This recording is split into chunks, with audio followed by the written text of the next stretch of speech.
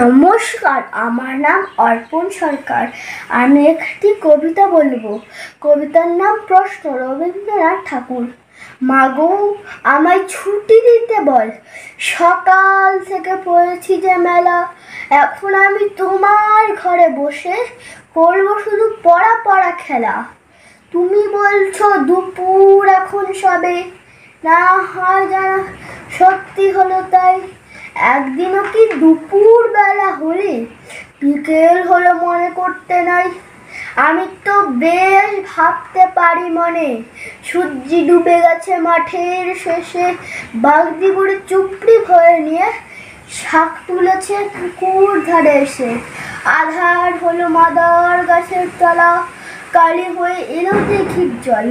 হাটের থেকে সবাই এলো ফিরে, মাঠের থেকে এলো চাষির দল। মনে করো না উঠলো সাজের তারা, মনে করো না সন্ধে হলো যেন। রাতের বেলা দুপুর যদি হয়, দুপুর বেলা রাত হবে না কেন? নমস্কার।